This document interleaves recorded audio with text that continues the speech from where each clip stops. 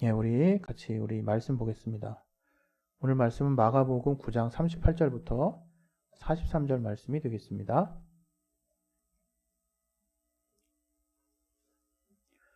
마가복음 9장 38절부터 43절 말씀. 예, 우리 다 같이 합독하겠습니다. 시작. 요한이 예수께 여짜오되 선생님, 우리를 따르지 않는 어떤 자가 주의 이름으로 귀신을 내어 쫓는 것을 우리가 보고 우리를 따르지 아니함으로 금하였나이다. 예수께서 가라사대 금하지 말라. 내 이름을 의탁하여 능한 일을 행하고 즉시로 나를 비방할 자가 없느니라. 우리를 반대하지 않는 자는 우리를 위하는 자니라. 누구든지 너희를 그리스도에게 속한 자라 하여 물 한 그릇을 주면 내가 진실로 너희에게 이르노니 저가 결단코 상을 잃지 않으리라. 또 누구든지 나를 믿는 이 소자 중 하나를 실족해 하면 차라리 연자맷돌을 그 목에 달리우고 바다에 던지움이 나으리라. 만일 내 손이 너를 범죄케 하거든 찍어버리라. 불구자로 영생에 들어가는 것이 두 손을 가지고 지옥 꺼지지 않는 불에 들어가는 것보다 나으니라. 아멘. 예, 오늘 또 이 말씀 통해서 하나님이 우리에게 또 필요한 또 깨달음, 또 우리 마음에 또 정말 여러분 심령에 이렇게 뭐랄까요? 평화가 있고 평안이 있고 하나님의 말씀을 받을 수 있는 그런 상태가 되시길 바랍니다. 우리 잠깐 우리 자신을 놓고 기도하겠습니다. 하나님 아버지, 우리의 마음을 붙들어 주시고 오늘 말씀을 듣기에 부족함이 없도록 도와주시옵소서. 하나님 말씀에 또 하나님 우리의 마음밭을 열어주시고 또 심령에 30배, 60배, 100배 결실을 얻을 수 있도록 도와주시되 들을 길을 허락하여 주시옵소서. 예수 이름으로 기도했습니다. 아멘. 예.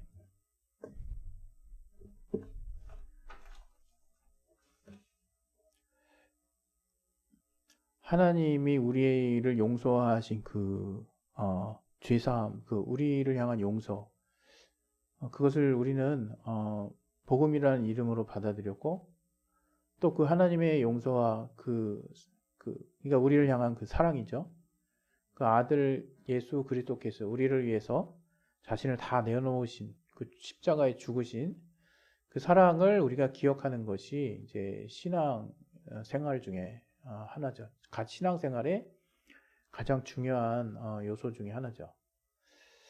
그래서 우리가 신앙 생활에 우리 신앙, 기독교 신앙의 뭐랄까 뿌리? 기독교 신앙의 어떤 핵심은 무엇으로 되어 있을까?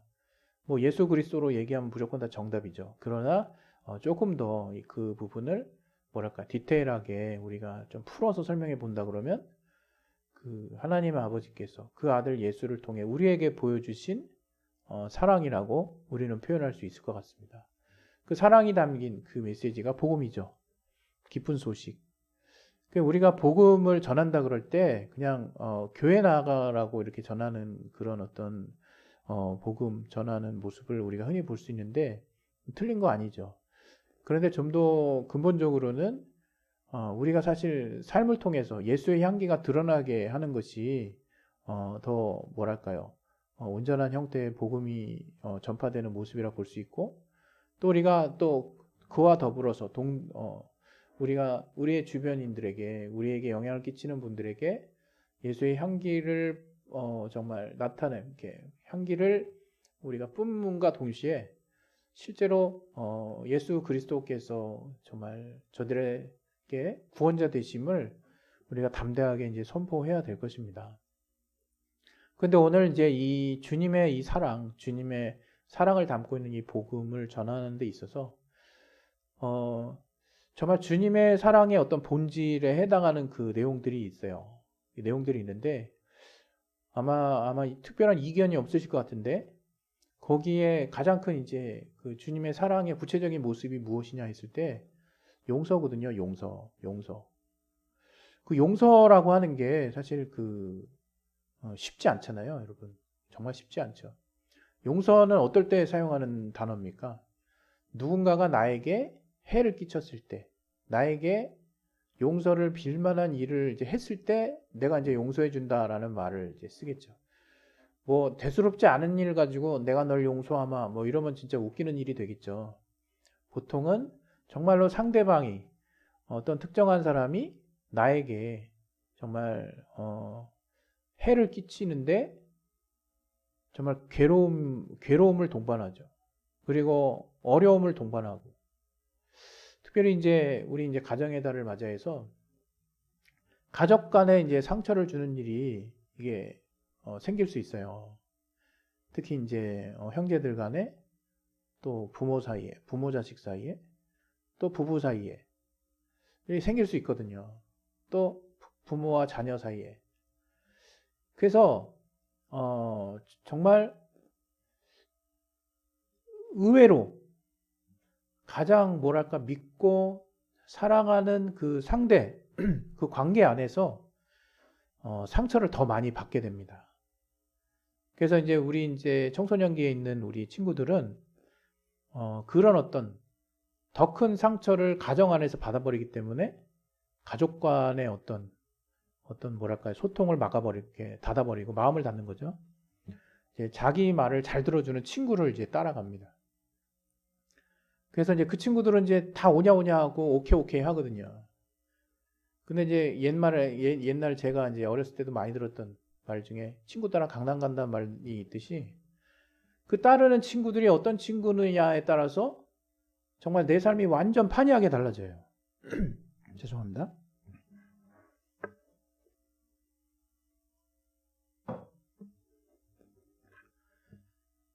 그렇게 가정과 단절된 우리 정말 친구들이 이제 자기의 마음을 잘 알아주는 이제 친구들과 함께 하는데 그 친구들이 어떤 청소년기에 있는 친구들은 가치 정립이 아직 돼가고 있는 그 단계거든요.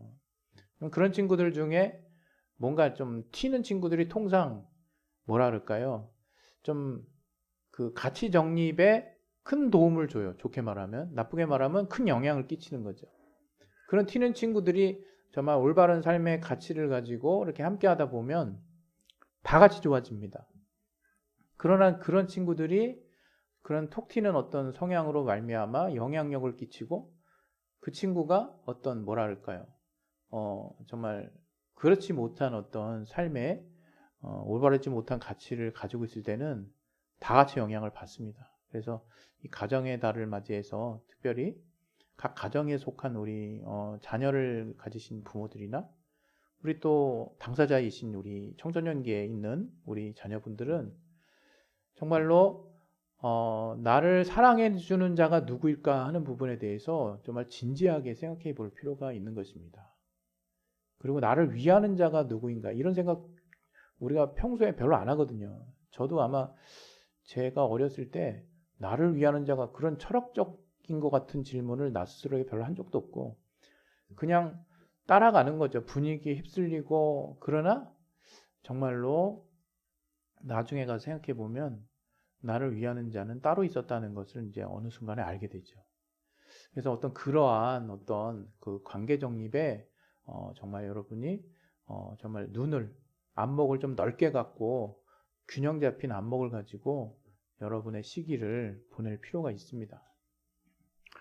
오늘 이 본문에 이제 나온 이제 그 내용들을 말하기 앞서 이 가정에 대한 또 가정 내부의 상처에 대한 이야기를 하게 된 것은 정말 의외로 우리가 그 어떤 것보다도 마음의 상처를 입는 게 더 크거든요. 그래서 정말 우리가 이제 상대방을 통해서 이렇게 용서할 수 없는 그 상대가 가정에 있을 경우가 되게 많아요. 용서할 수 없는 상대가 가정에 있다. 참 슬픈 이야기죠. 어떤 면에서. 그러나 반대로 우리가 그만큼 매일 매 순간 계속 접하기 때문에 기질이라도 달라버리면 정말 그러한 상대 안에서 얘는 상종 못할 친구야 라고 생각하는 친구들도 있더라고요. 일부. 제 어렸을 때. 그러나 정말 여러분 정말 여러분의 모든 것을 보고 정말 누구보다도 신뢰할 수 있는 그런 대상이 가정이라는 것을 잊지 않으시기를 바랍니다. 그러나 이제 그러한 모든 것을 다 이제 노출할 수밖에 없는 그 상황에서 함께하고 있기 때문에 그만큼 상처를 또 대단히 많이 줄 수 있는 그 위기가 있는 그 단위가 또 가정입니다. 그 가정 안에서 그 상처를 어떻게 우리가 뭐랄까 수습하고 어떻게 상대방을 이해할 수 있는지 이런 것들을 정말 돌아보는 게 쉽지 않거든요. 근데 오늘 여러분과 나눌 이 본문의 내용에 이제 물론 이 이제 함께 나눴던 본문을 복음 중심으로 이제 그냥 그 관점으로만 보게 되면 예수를 위해서 했던 그 어떤 일도 하나님이 보상해 주시는구나라고 정리할 수 있는 내용에 정말 오늘 우리가 함께 나눈 그 내용이 사실 담겨 있습니다. 그러나 또 다른 관점에서 주님이 또 우리에게 놓치기 쉬운 어떤 부분을 지적하고 계신다는 것을 우리가 좀 알아야 될 것 같아요. 그것은 뭐냐면 주님이 결국 우리 온 인류를 위해서 최종적으로 보여주셨던 정말 헌신적인 사랑의 그 모습, 그리고 용서의 모습, 또 관용의 모습을 우리에게 공생의 삶 가운데서도 보여주고 계셨다는 거죠. 근데 우리가 그것을 잘 못 봐요. 참 안타까운 거는 목소리 큰 사람이 이긴다고 뭔가 좀 강렬하고 뭔가 임팩트 있는 어떤 메시지나 말이나 사람이나 그러한 사람의 행동이 튀고 또 뭔가 그러한 모습들이 쉽게 각인되고 기억되기 쉽죠. 그러나 뭔가 정말 양보하고 정말 남들을 뒤에서 서포트하고 그들을 지지해주고 그다음에 그들이 더 잘 될 수 있도록 기도하거나 도와주고 정말 내 자리 별로 연연해하지 않으면서 묵묵히 더 많은 것을 또 이렇게 좋은 영향력을 끼쳐줬던 사람들은 잘 눈에 안 띕니다, 사실. 그러니까 여러분 살면서 눈에 잘 띈다고 좋아할 필요 없어요. 눈에 잘 띄면 그만큼 또 금방 실증 납니다. 세상이 그렇거든요. 여러분이 정말 때로는 내가 뭔가 돋보이고 싶고 스타가 되고 싶은 그런 욕구가 인간 이름은 누구나가 다 있죠. 저도 있었으니까. 그리고 뭔가 남들보다 더 낫기를 바라는 마음도 있고. 그러나 어떤 그러한 삶의 방식을 모든 부분에 여러분 적용하다 보면 숨막혀서 못 삽니다. 그리고 그것이 결코 옳은 삶의 방향이라고 전 생각하지도 않고요. 그것보다 더 중요한 것은 내가 어떤 하나님이 우리에게 알게 하신 선한 가치를 가지고 정말 나의 주변에 영향을 끼치며 살까? 오늘은 그 영향력에 해당하는 그 구체적인 내용, 그것이 바로 관용과 섬김에 대한 내용이라는 것이죠. 오늘 제자들이 본문을 보면 예수 이름으로 귀신을 쫓는 어떤 사람들을 제지했어요. 너 하지 마. 우리를 따르지도 않으면서 네가 무슨 자격으로 예수 이름으로 귀신을 쫓는 거야? 이런 식이었겠죠. 그때 자랑스럽게 제자들이 예수님, 우리를 따르지도 않는데 예수님을 따르지도 않는데 저들이 예수님 이름으로 귀신 쫓는 걸 저희가 담대하게 딱 막았습니다. 그래서 그런 식으로 아주 뿌듯한 마음으로 보고했을 것 같아요. 그랬을 때 예수님이 오히려 너 그 사람들을 왜 막았니? 이렇게 이제 반문하시는 사실 상황이에요. 지금 상황이. 그러니까 제자들은 굉장히 뭐랄까, 우리가 이제 잘했어.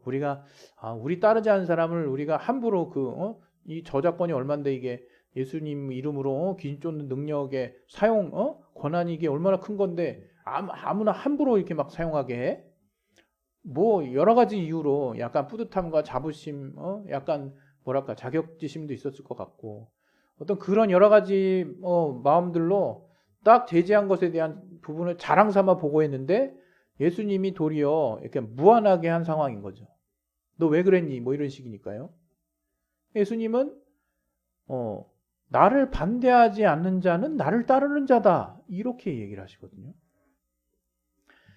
예수님의 이 사고방식, 예수님이 이렇게 생각하실 수 있는 이 예수님의 그 생각의 뭐랄까요? 그 뿌리가 뭘까? 우리는 한번 생각해 볼 필요가 있는 거죠. 예수님이 이렇게 생각하실 수 있는 이유가 뭘까? 저는 뭐 여러분도 당연히 그렇게 생각하시겠지만 별로 고민 안 되게 딱 생각이 되더라고요. 아, 평소 예수님이 갖고 계신 생각이 그대로 투영된 거구나. 평소 예수님이 갖고 계셨던 어떻게 살아야지, 어떻게 살아야 하는 것에 대한 그분의 뜻과 그분의 생각이 그냥 드러나는 거죠. 어떻게? 예, 그분은 항상 섬기면서 사셨어요. 이 땅에 공생의 삶을 사실 때. 또 그분은 늘 관용하셨어요. 이걸 그냥 단지 복음이라는 관점으로만 딱 축약해가지고 설명하면 아, 복음을 위해서는 결코 땅에 떨어지는 것이 단 하나도 없구나. 그냥 이런 일관된 메시지로 진행되는 부분도 분명히 있습니다. 이것을 폄하하거나 정말 뭐랄까 낮춰서 생각할 마음도 추호도 없고요. 분명히 맞는 메시지죠. 그러나 더불어서 우리가 어떤 면에서 보면 더 크게 우리가 생각해야 될, 왜냐하면 삶의 복음이 전달되는 정말 우리가 복음이 그냥 아무 때나 떠다니는 게 아니죠. 전달하는 사람이 필요해요. 그 전달자의 어떤 근본적인 어떤 모습을 주님이 말씀하고 계시는 거거든요. 사실은 그게 뭐예요? 관용과 섬김이라 이게. 관용, 한자어죠. 관용. 너그러울 관자에 용서할 용자를 씁니다. 너그럽게 용서하다, 말 그대로 해석하면 그 뜻이에요.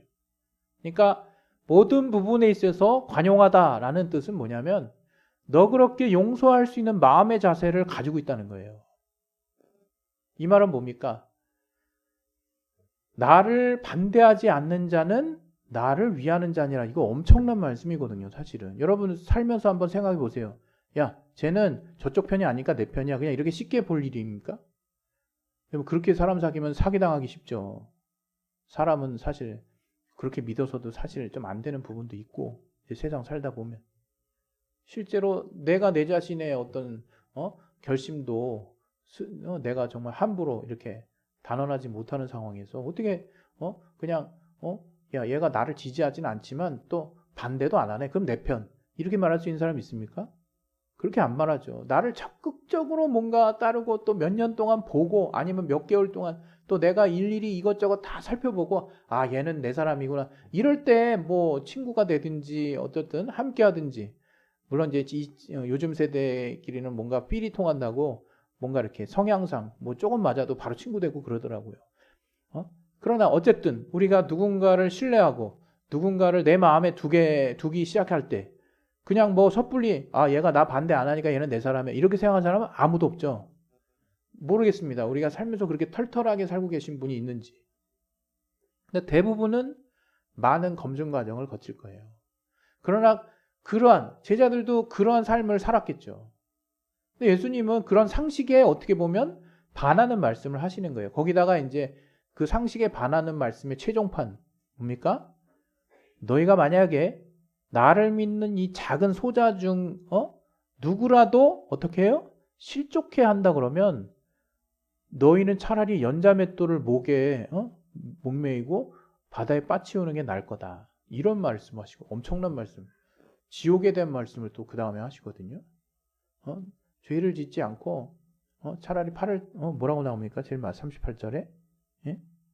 뭐라고 나오냐면 43절에 차라리 손이 범죄했다면 손을 찍어버리고 영생에 들어가라.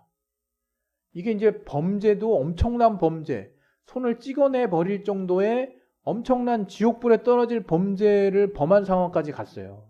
어떤 것에 의해서? 예수님, 저들이 나를 따르지 아니하므로 제가 가지 못하게 했습니다. 지금 그 내용에서 여기까지 온 거예요. 그 내용을 살펴봐야 되잖아요. 우리가 제자들이 저에게 예수 이름으로 귀신을 쫓는 행동을 제지했다는 것만 보는데 어떻게 제지했는지를 봐야 돼요. 어떻게 제지했을까? 주님은 지금 그 과정에서 주의해야 될 것을 얘기하시는 거죠. 다시 말하면 주님의 삶이 평소 사람들에 대해서 눈에 보이지 않는 더 중요한 가치를 항상 마음에 두고 사셨던 분, 또 그렇게 우리가 사시기를 바라셨던 분, 또 그렇게 사는 것이 마땅히 하나님의 자녀로서 정말 합당하다는 것을 지금 말씀하고 계시는 거거든요. 주님은 그 제자들이 예수 믿는 걸 정말 말린 거, 그것에 저는 격분하거나 뭔가 감정이 상했다고 생각하지 않아요. 그건 말도 안 되는 억측이죠. 지금 본문에 나온 말씀에 쭉쭉 이어서 나오는 내용처럼 주님은 항상 어떠한 상황에서도, 복음이 전해지는 과정에서도 중요하게 여기는 가치가 있다는 거죠. 뭡니까? 소자가 뭐예요? 작은 자죠. 쉽게 무시될 수 있는 사람이에요. 이 가정의 달을 맞이해서 여러분, 우리 얼마나 아이들이 5월 5일이면 어린이날인데, 교회 안에서도 어린아이들이 이렇게 신앙을 가지는 부분에 대해서, 물론 어리기 때문에 하나님을 믿는 믿음의 어떤 분량이랄까? 수준이 어른들보다 한참 떨어진다는 생각은 평소에 했어도, 저들이 얼마나 진지하게 하나님에 대한 믿음을 갖고 있을까에 대해서 별로 생각하지 않는 사람들이 많을 것 같아요. 저도 그랬던 적이 많으니까요. 그러나 주님은 지금 그러한 소자, 어떤 형태로 작은 자인지는 정확하지 않지만 어린아이라고 이제 인용하신 다른 부분도 있듯이, 정말 어린아이와 같은 이러한 자가 실족해 되는 일이 뭐가 있을까요? 소위 말하면 마음의 상처를 입는 일이라고 생각해요, 저는. 물론 매 순간 정말 옳은 말을 하면서 그로 말미암아 의견 충돌로 인해서 상처를 주고받는, 그래서 상처받은, 그래서 옳은 말을 했는데 옳은 말과 상관없이 상처받으면 안 된다, 이런 의미는 아니겠죠. 중요한 거는 이 복음을 전하는 과정에서, 복음을 따르는 과정에서 하나님의 자녀라고 일컫는 우리 범주 안에서 축소해서 보자면 저들 안에서 실족해 하는 일이 얼마나 큰 죄인지를 얘기하시는 거예요, 지금. 근데 우리는 평소에 남들을 실족해 하는 일에 대해서 별로 대수롭지 않게 생각하거든요. 저들이 마음이 어떻게 됐든, 저들의 마음이 상하든 말든, 그냥 내 마음이 중요한 거죠. 그러나 성경은 그렇게 얘기하고 있지 않다는 거예요. 예수님이 왜 자기를 반대하지 않는 자를 자기 편이라고 얘기했을까? 자기를 적극적으로 따르고 지금 지지하고 있는 제자들을 무안하게 할 정도로 그런 말씀을 하실 뿐만 아니라 그 말씀에 이어서 계속해서 비유된 말씀을 하시되 이젠 지옥까지 얘기하십니다. 너희들이 만약에 나를 따르는 이 소자 중에 한 명을 실족해 하거든 차라리 연자맷돌이 뭔지 아십니까? 그 옛날에 우리 집에도 있었는데 현무암으로 된 이렇게 콩 갈고 이렇게 곡식을 가는 그 맷돌이 있어요. 아니면 그런 맷돌 엄청 무겁죠. 그거 목에 달면요 그냥 헤어나올 수 없어요. 그건 그냥 죽는다는 얘기예요. 그 어떤 돌보다 무거운 거니까.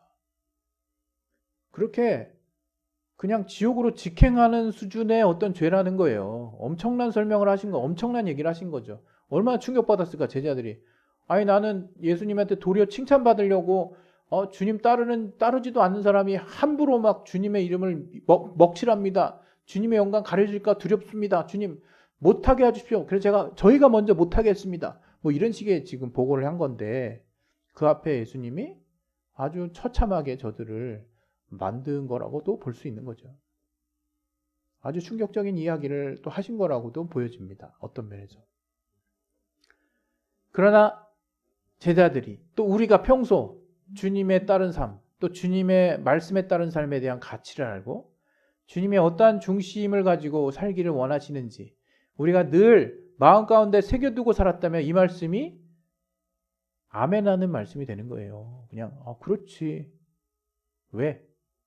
바로 이 말씀에도 변함없이 주님이 복음을 담고 있는 우리의 마음가짐, 복음을 전할 때에 또 하나님을 믿는 사람으로서, 또 그리스도인으로서, 또 나를 반대하고 있는 자를 맞닥뜨렸을 때 내가 평소 어떤 마음가짐으로 정말 저들을 대해야 할 것인가 하는 부분들에 대해서 익히 익숙하게 알고 있기 때문에 그다지 큰 충격으로 받아들여지도 않을 뿐더러 아마 주님과 같이 아멘하면서 이렇게 이 말씀을 같이 보고 있지 않았을까.